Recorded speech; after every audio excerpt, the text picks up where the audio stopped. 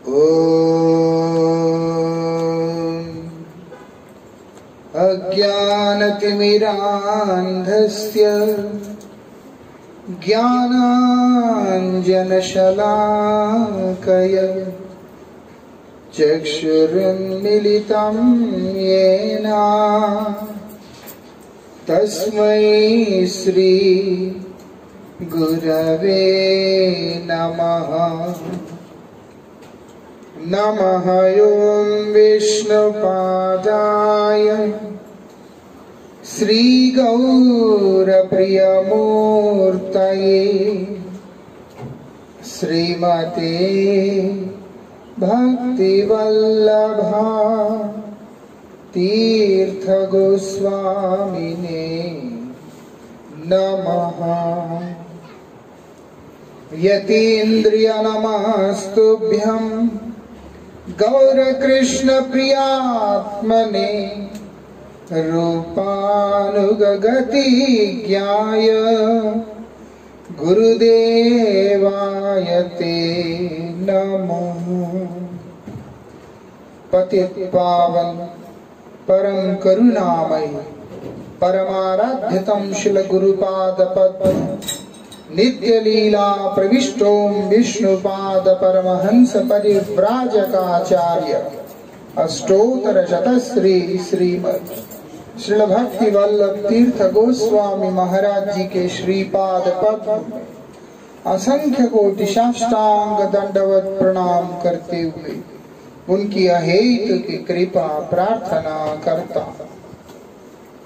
परमाराध्य शिक्षा गुरु नित्य लीला प्रविष्टोम विष्णु पार्षद भक्ति विज्ञान भारती गोस्वामी महाराज जी एवं नित्य लीला प्रविष्टोम विष्णु पार्षद भक्त निकेतन तुर्याश्रमी गोस्वामी महाराज जी के श्री चरण में असंख्य कोटि साष्टांग दंडवत प्रणाम करते हुए उनकी अहेतु की कृपा प्रार्थना।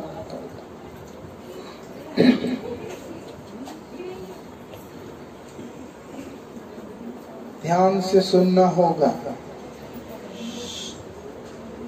परमाराध्य श्री गुरुपाद पद्म की महती कृपा से हम लोगों को आज का दिन जीने का अवसर प्रदान हो रहा है, प्राप्त हो रहा है। जीने का अवसर प्राप्त हो, आज ही हम सुन के आए हैं रास्ते में। हरिकथा विहीन जीवन आत्महत्या से कम नहीं होता। भगवान के नाम के विहीन जीवन आत्महत्या से कम नहीं होता। जो लोग हरिनाम का आश्रय नहीं लेते हैं, हरि भजन से विमुख व्यक्ति है, वो लोग आत्महत्यारा है। हम लोग आत्महत्या से बच गए हैं क्योंकि हम लोग हरि कीर्तन में उपस्थित हुए हैं। तिल तिल करके मरना, दिन दिन में मरना, वो कौन? ये सांसारिक जो जीव होते हैं उनका स्थिति होता है। क्यों? भगवान के दिव्य नाम के आश्रय से वंचित रहते हैं। और नाम का आश्रय भी हम लोग अपने प्रयास से नहीं ले सकते हैं जब तक कि कोई शुद्ध भक्त भगवान के अत्यंत प्रियतम जन हम पर नामदान का कृपा ना करे। इसीलिए हमारा जीवन निर्वाह वास्तविकता में सद्गुरुदेव के चरण कमलों की अहेतु की कृपा से ही संभव पर है। इसलिए मैं बार बार बोलता हूँ, प्रतिरोज इस बात को बोलता हूँ। पहले नहीं बोलता था, गुरुजी ने अक्ल दिया, उसके बाद बोलना शुरू किया कि उन्हीं की कृपा से हरि कथा का अवसर, हरि कीर्तन करने का अवसर प्राप्त हो रहा है। और जब इस बार मन बनाया कि क्योंकि आने से पहले बहुत तरह का मन में विचार चल रहे थे, क्या किस बात पे कथा करनी चाहिए, किस विषय पे करनी चाहिए करके, तो अंत में एक निष्कर्ष पे पहुंचा श्रील भक्ति विनोद ठाकुर जी के द्वारा विरचित कल्याण कल्पतरु आदि कीर्तनों का शरणागति का एक ग्रंथ जो कि हम वृंदावन से लेकर के आए, एक विचार पे पहुंचा कि उस ग्रंथ को रैंडमली खोल के जो भी सामने भजन उपस्थित होगा उसी के ऊपर चर्चा करूंगा। आज जब यहाँ पे आना था, सुबह कीर्तन में बैठे बैठे ही मैं पीछे से ऐसा करके खोला तो फिर गोपीनाथ जी का प्रेरणा हुआ, क्योंकि यहाँ के ठाकुर जी का नाम गोपीनाथ है। भगवान अपना कीर्तन स्वयं करवाते हैं, इसलिए ऐसी चीज निकल के आया जो मैं कभी बोलता ही नहीं, लेकिन आ ही गया है तो आज हम कीर्तन कर ही लेते हैं, है ना। गोपीनाथ जी का प्रणाम मंत्र क्या है? श्रीमान रास रसारंभी वंशी वट तटस्थित कर्षण वेद स्वनेर गोपी गोपीनाथ श्रेयस्त। गोपीनाथ जी बैठे हुए वंशी वट के अंदर बैठे हुए, गए थे ना हम लोग, बैठकर वेणु नाद कर रहे हैं वहां पर। उसके बगल में ही धीर समीर है ना। वनमाली श्री कृष्ण जो है धीर समीर में बैठे हुए हैं, फिर वहां से वंशीवट आते हैं, वंशीवट से फिर धीर समीर चले जाते हैं। क्या कर रहे हैं? धीर समीरे यमुना तीरे वसति वने वनमाली। वसति बैठा हुआ क्या कर रहा है? वेट कर रहा है, इंतजार कर रहे हैं। किसका इंतजार कर रहे हैं? वनमाली श्री कृष्ण जो कि गोपियों के प्राण वल्लभ है, गोपीजन वल्लभ श्री कृष्ण जो है, जो कि प्रयोजनाधिदेव है, वो किसका इंतजार कर रहा है वहां पर? गोपियों का। जब गोपी शब्द प्रयुक्त होता है तो गोपियों की प्रधाना के रूप में इंगित होता है, वो है श्री राधा जी। श्री राधिका जी के प्रतीक्षा में श्री कृष्ण वहां पर विराजमान बैठे हैं और उनसे रहा नहीं जा रहा है। इंतजार बड़ा कठिन होता है। जब मिलन की लालसा प्रबल होता है तो इंतजार बहुत बड़ा होता है, नहीं समझाएगा इतने आसानी से। ग्रंथ में आया और मैं इसको भगवान की प्रेरणा समझकर जो भी बोल रहा हूं, मैं भी ज्यादा बोलूंगा नहीं, क्योंकि गुरुजी ने ये बातों को कभी बोला नहीं। गुरुजी के मुख से जो शब्द निकले नहीं हैं, क्योंकि गुरुजी जानते थे जगत के जीव तो परमबद्ध जीव है, वासना के दास है, तो उनके बीच में बोल के क्या लाभ। और शिष्य का धर्म होता है जो गुरुजी के मुख से जो शब्द निकला नहीं उसको वो भी कीर्तन ना करे, है ना। एक सही शिष्य का ये साधन होता है कि गुरुजी नहीं बोलते थे, मुझे आता है मैं बोलूंगा, ये ठीक नहीं। लेकिन ये गोपीनाथ जी का कृपा और उनकी प्रेरणा है, सोचा कि कभी कभी एक फ्लेवर अचार की तरह कोई दोष नहीं होता।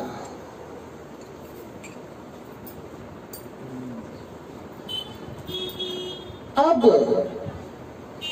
वो क्या कर रहे हैं? वहां पर इंतजार कर रहे हैं।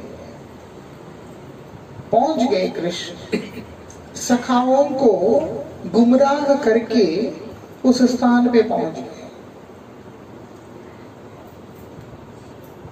और जब रहा नहीं जाता तो वेणु उठाते हैं, बजाना शुरू करते हैं। नाम समेतम कृत संकेतम वाजयते मृदुवेणुम। बहुत मृदुल स्वर में वेणुनाद कर रहे कृष्ण वहां पे है। यही हमारा प्रयोजन है भैया। कृष्ण वेणुनादन कर रहे वहां पर, और एक एक बजाते हुए क्या बजाएंगे कृष्ण? कृष्ण के हृदय के अंदर उन गोपियों से मिलन की जो लालसा, जो अंदर से उनके एक किल्लोल पैदा कर रहा है, एक तड़पन पैदा कर रहा है, वही उनके उस फूंक के द्वारा, उस वेणु के माध्यम से निकलकर उन्हें बुला रहा है। समझ में आता है?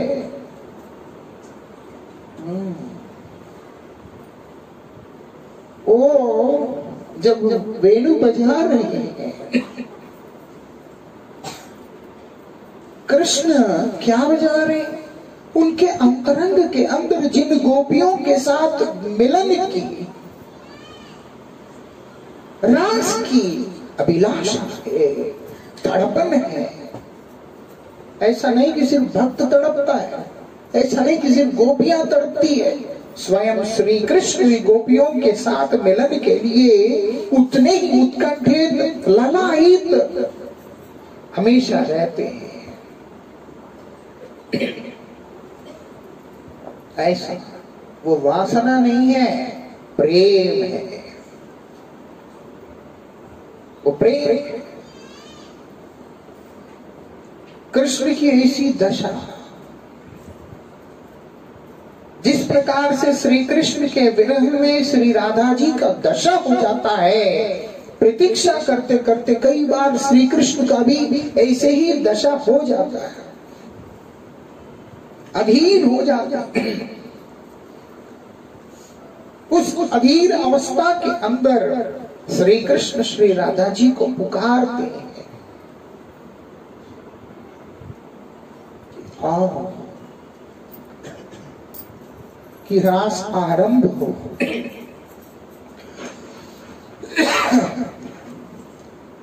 वो रास वहां पर आरंभ हो, उसके लिए श्री जी से निवेदन करते हैं कि कृपा करके पधारो रास मंडल। ये विशेषता है। इसलिए गोपीनाथ जी का सेवा मतलब क्या है? श्री राधा जी के दासत्व करते हुए जो प्रयोजन को सिद्ध करने की सेवा है।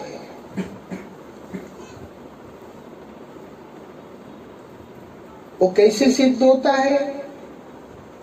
क्या करना पड़ता है? गोपियां आती है तो क्या करती है वहां पर? ये चीज हमें समझना होगा। गोपियां भी 5 प्रकार की मुख्य रूप से है। उनमें से जो प्रधान सखियां, जिनको प्राण प्रेष्ठ सखी के नाम से जाना जाता है, इन सबको मुख्य रूप से पुकारा जाता है। ये लोगों का काम क्या है? श्री राधा जी और श्री कृष्ण का आनंद संवर्धन, ये उनकी लीला है। ऐसा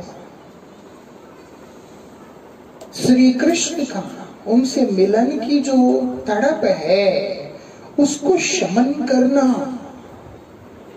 कई बार उनके मिलन का, उस मिलन के अंदर परस्पर एक होकर जो आनंद को वो अनुभव करते हैं, उस आनंद को संवर्धन करना, ये सारे काम उनके होते हैं वहां पर। हम क्या कल्पना कर सकते हैं इस चीज की? क्या करती गोपियां पर? ललिता, विशाखा, सुदेवी, इंदुलेखा, चंपकलता, तुंगविद्या, रंगदेवी, चित्त सुचित्रा, ये सारी सखियों का यही सेवा होता है।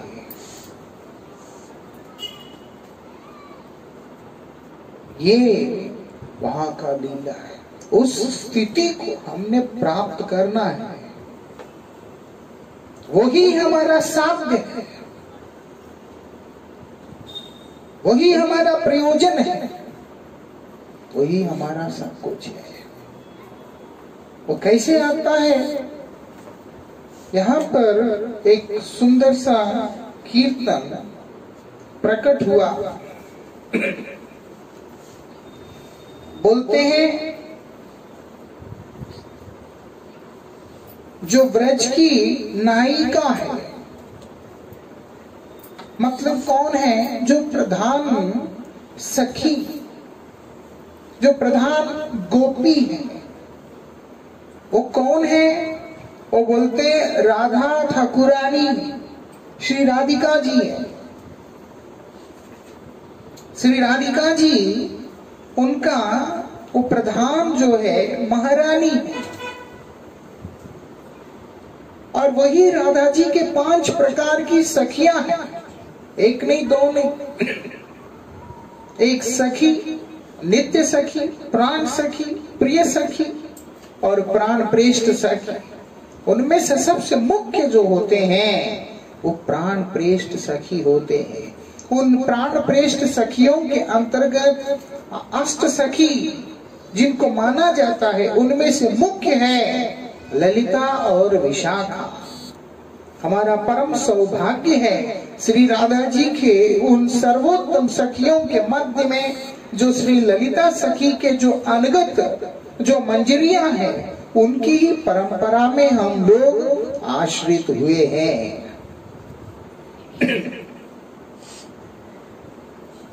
ऐसा पहले दिन 1-2 दिन पहले हम लोग विचार कर रहे थे, पहले दिन राधा दास्यम के ऊपर कि हमारा जो प्रयोजन है वो राधिका जी का दासत्व ही हमारा प्रयोजन है और कोई प्रयोजन है ही नहीं। इसलिए प्रार्थना कर रहे श्री रूप गोस्वामी पाद के चरण में कि कब मुझे वो दासत्व प्राप्त होगा। ललिता जी के चरणों में निवेदन कर रहे हैं, कब मुझे आप श्री राधिका जी के पाल्यदासी बनाकर उनकी सेवा में नियुक्त करेंगे। क्या काम होता है इन लोगों का? यही काम होता है राधा कृष्ण को मिलन के लिए जो तड़पन होता है, जो विह्वलता होता है हृदय के अंदर, उसका शमन करना बहुत बड़ी बात होता है। जो हम लोग कल्पना भी नहीं कर सकते। जहां पर गोपियां श्री कृष्ण से निवेदन करती है कि आपके सुकोमल चरणों को आप हमारे हृदय के ऊपर स्थापित करें, क्योंकि आपके चरण इतने कोमल हैं, हमारा हृदय उतना ही कठोर है। कैसा दर्शन है?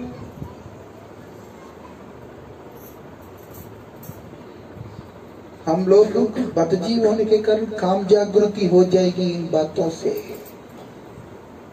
ऐसा क्या कह रहे हैं यहाँ पर?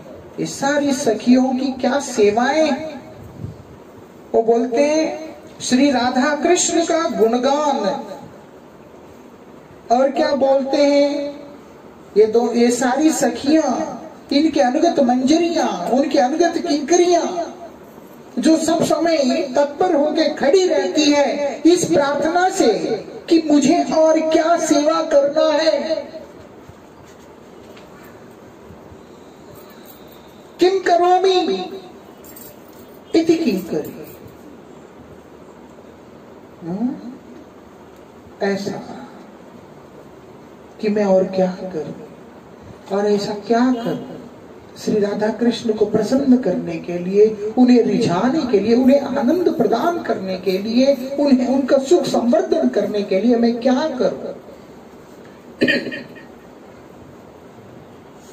मंजरी बनना है, किंकरी बनना है, सखी बनना है, क्या बनना है? माता नहीं बनना है। ये बात है। रस के अंदर सर्वश्रेष्ठ माना गया वो है कांत रस, और उसके अंदर भी जो कि पारकीय भाव रस नहीं है, वो एक फ्लेवर है। उस कांत रस का एक फ्लेवर है। जैसे ऐश्वर्य भाव जो है वो एक फ्लेवर है कांत रस का, जिसके अंतर्गत रुक्मिणी, सत्यभामा इत्यादि सारी महिषियां हैं। और माधुर्य जो भाव है वो एक फ्लेवर है। विश्रम्भ जिसको कहते हैं, एक होता है गौरव, एक होता है विश्रम्भ, एक विप्रलम्भ और एक पारकीय। ये पारकीय भाव के अंदर जो विप्रलम्भ आता है वो पराकाष्ठा का आनंद को अनुभव कराता है।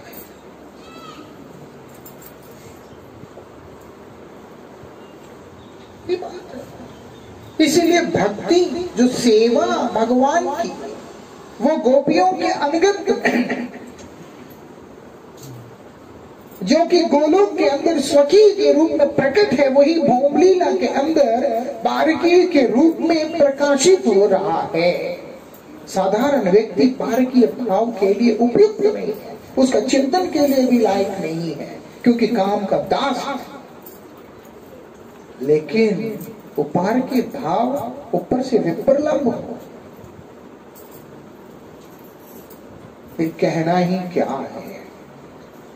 विप्रलम्भ मतलब समझते हैं, विरह जहां पर है, मिलन के लिए एक प्रकार का तड़पन, एक ऐसी तड़पन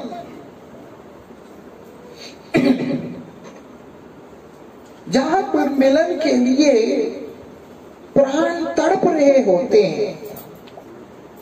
बोलते चिरदिन तपित जीवा, न दिन रात सब समय ये जीवन तड़प रहा है, छटपटा रहा है। जिस प्रकार से स्वरूप दामोदर गोस्वामी रथ यात्रा के काल में कीर्तन करते हुए कह रहे हैं, जब श्री चैतन्य महाप्रभु रथ के आगे नृत्य करते हुए विभोर हो रहे हैं, क्योंकि वो अपने श्याम सुंदर स्वरूप को दर्शन कर रहे हैं। रथ के ऊपर रथारूढ़ जो जगन्नाथ है, और नीचे ये महाप्रभु स्वयं श्री राधिका जी के भाव में विभोर होकर जगन्नाथ के आगे विह्वल होके मूर्छित हो रहे हैं। ऐसी स्थिति स्वरूप दामोदर उनके इस भाव का उद्दीपन करते हुए कीर्तन करते हैं। सेई तो प्राणनाथ पाइनु, जहां लागी मदन दहने झुरी गए। वही मेरे प्राणनाथ, वही मेरा कृष्ण, वही मेरे श्याम सुंदर। उनसे मिलने के लिए कुरुक्षेत्र में देख रही है श्री राधा, श्याम सुंदर को देख रही है और तड़प रही। और बोलते उनसे मिलने के लिए जो कामाग्नि मेरे हृदय के अंदर प्रज्वलित हो उठा, उससे मैं अंदर अंदर से दग्ध होती जा रही हूं।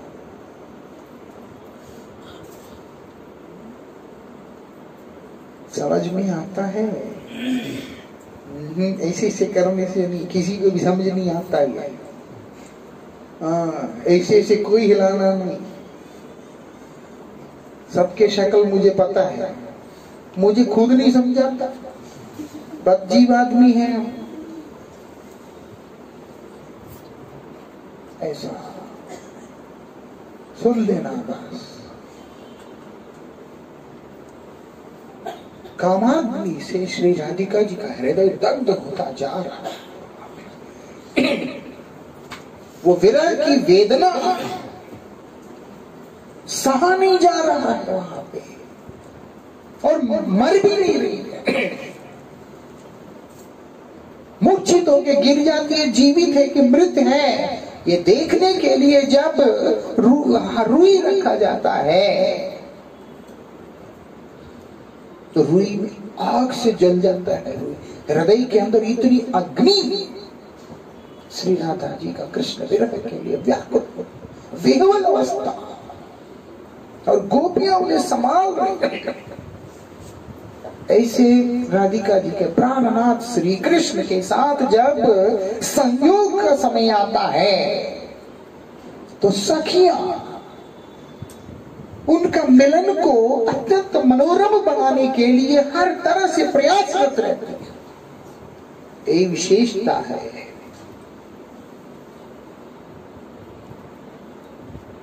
पूरा प्रयास करती किस प्रकार से इनके मिलन को अत्यंत मनोरम बनाया जा सकता है। ये विशेष है। और दूसरा, कितना प्रगाढ़ संबंध है, क्योंकि जहां पर संबंध नहीं है वहां पर वियोग नहीं हो सकता, और जहां वियोग नहीं है वहां मिलन का सुख भी नहीं प्राप्त हो सकता।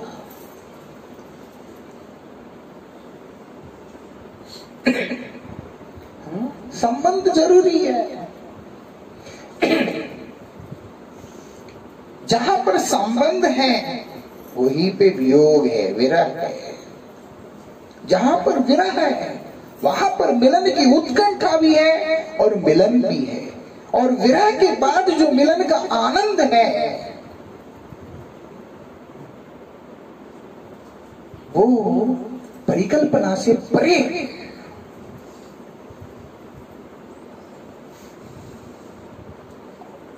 जब गुरुदेव चले जाते हैं, कोई बात नहीं, 3 महीने बाद आ जाएंगे, 6 महीने बाद आ जाएंगे, और अगर गुरुजी चले ही गए, 10 दिन रो लिया, उसके बाद तो ठीक है, अब क्या रूटीन लाइफ है, कब तक रोते रहेंगे। क्योंकि संबंध नहीं है। संबंध होने पर एक क्षण का विरह भी जो भयंकर वेदना उत्पन्न कर देता है। इसी कीर्तन में आता है, जल बिन मीन यथा तिल नाही बचे। पानी के बिना जिस प्रकार से मीन जो है, मछली एक क्षण के लिए भी जीवित नहीं रह सकता, ठीक उसी प्रकार से कांत के विरह में वो प्रेमी भी एक पल भी जीवित नहीं रह सकता, तड़पने। इसलिए श्री राधिका जी कृष्ण विरह में व्याकुल होके चंचल हो रही है, अस्थिर हो रही है, तड़प रही है, और सखियां श्री राधा जी को संभालने का प्रयास कर रही है। ऐसा राधिका जी का उस उज्जवल प्रेम को, इसीलिए बोला उन्नत उज्जवल रस है, साधारण रस नहीं है। और राधिका कौन है? उज्जवल रस के आचार्य हैं। उनसे श्रेष्ठतम उस रस का अभिव्यक्ति कोई और कर ही नहीं सकता, किसी और में हो ही नहीं सकता। वो राधिका के जो नाथ है वही राधानाथ वास्तविकता में गोपीनाथ है। साधारण नहीं बैठा है, ऐसा समझ में आता है।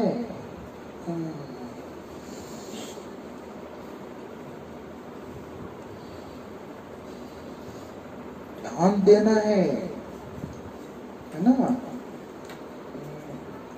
जब मैं वहां प्रणाम करता था, हमेशा जब भी वहां से जाने लगता हूँ, कृष्ण के गाल में ऐसे ऐसा करता हूँ। अगर आप लोगों ने देखा हो, राधा रानी के चरणों को ऐसा ऐसा करता हूँ मैं, शुरू से, पहले दिन से। एक ही व्यक्ति ने ऑब्जर्व किया, वो है राधाकांत प्रभु आपके। वो मुझे पूछा भी एक दिन, आप जब भी इनके यहाँ आते हैं ऐसे ठाकुर जी को ऐसे क्यों करके जाते हैं? मैंने कोई जवाब दिया नहीं, आज भी दूंगा नहीं, लेकिन बात बता रहा हूं सिर्फ। तुमने देखा था? अच्छा, तो जो हो वो श्री राधिका जी की यहाँ पर बात हो रहा है।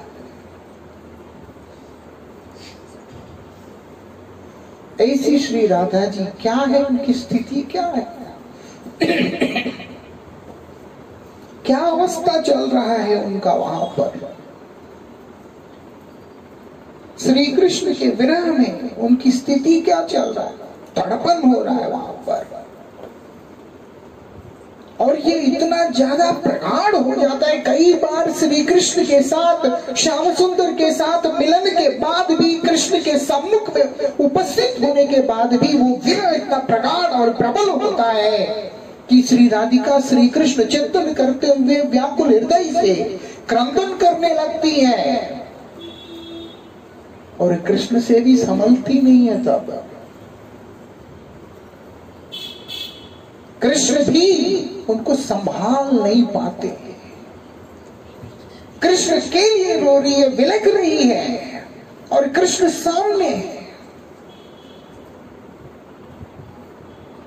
कितना प्रगाढ़ संबंध होगा ऐसा। एक आत्मा द्वि रूप में प्रकट होने के कारण अपने आप को ही देखकर उस प्रेम को अनुभव करते हुए विह्वल हो रही है वहां पर। ऐसी स्थिति है उनका। हम लोग उन श्री राधिका जी के दासत्व के आकांक्षी होकर नाम का आश्रय कर रहे हैं। इसलिए कीर्तन शेष होने के बाद जब लोग ही हुआ करते हैं, मुझे एक दिन भी प्रसन्नता नहीं होता, उल्टा मुझे बहुत दुख होता है। लेकिन क्या करें, लोगों का समझ कम है, इसीलिए मैं किसी को बोलता नहीं हूं।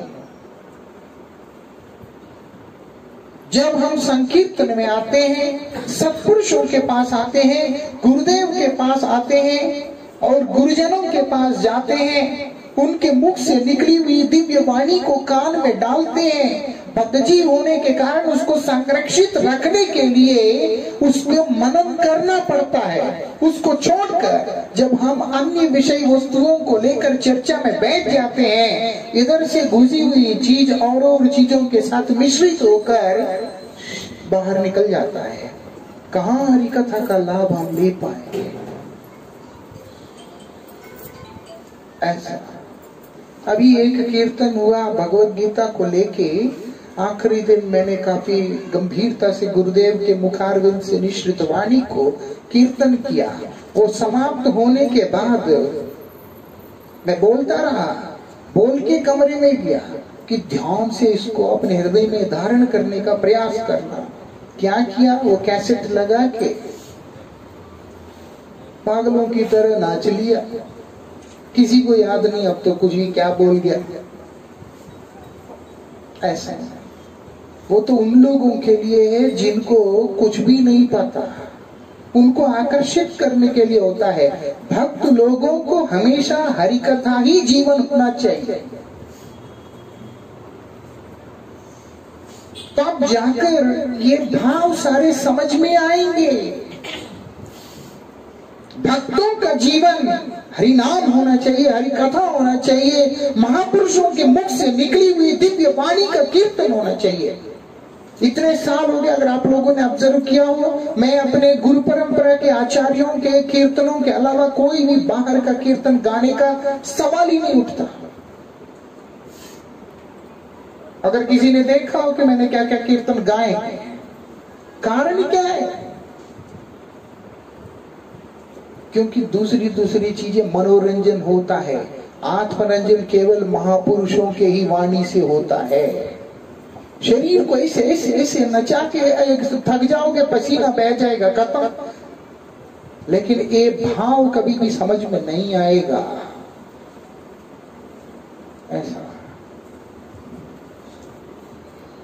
वृंदावन बिहारी लाल की।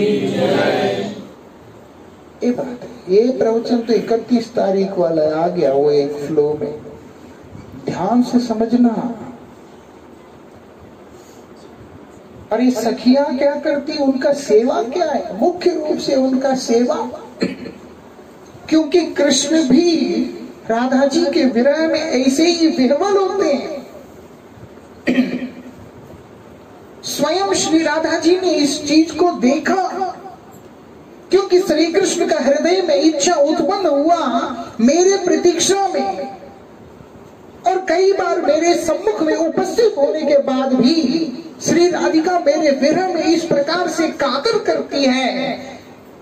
इतना क्या मुझ में वो प्रेम अनुभव करती है, उस प्रेम को मैंने जानना है। इस भाव से जब श्री कृष्ण श्री राधिका के चरणों में निवेदन किया, तब राधिका जी ने भी ऐसा लीला की रचना की है कि ठीक है, मैं भी तुम्हें उसका अनुभव कराती।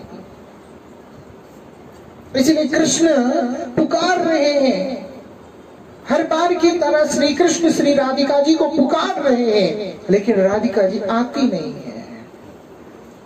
अब राधिका जी के ध्यान में मग्न होकर श्याम सुंदर का जो स्वरूप है गौर सुंदर के रूप में परिणित हो जाता है।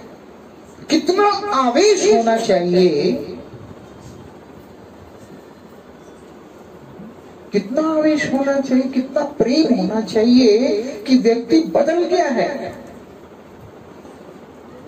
हमारा एक भाई है, मित्र, वो दूसरे का संग करके उसके विचारों के बीच में घुलते मिलते कई बार उसके जैसे बिहेव करने लगता है। तो हमें एक व्यक्ति के अंदर दूसरा आइडेंटिटी दिखलाई देता है। हम बोलते हैं तो उसको अच्छा नहीं लगता, लेकिन ये बात सच है।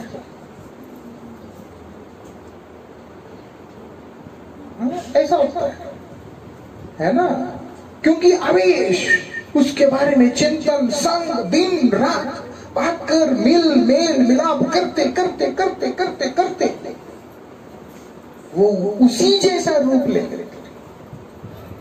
इसीलिए बोला, साधुओं के साथ में सता प्रसंगा, नित्य निरंतर सत्पुरुषों के पावन सानिध्य में रहकर हरि चर्चा करते रहो, हरि कथा को करते रहो, तब तुम्हारा रंग भी उस संत की तरह, उस भक्त की तरह हो जाएगा। तुम भी विरही हो जाओगे भगवान के। नहीं तो संसार का दुख ज्वाला तुम्हें दग्ध करके एक दिन राख बना देगा।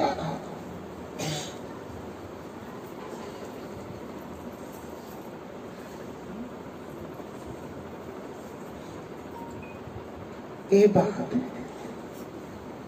श्री कृष्ण भी श्री राधिका जी के विरह में विह्वल होकर, अस्थिर होकर जब क्रंदन करने लगे हैं, श्याम सुंदर है वो। अभिनव जलधर सुंदर ये, धृत मंदर ये, धृत मंदर श्रीमुख चंद्र चकोरा, जय जय देव हरे। ये बात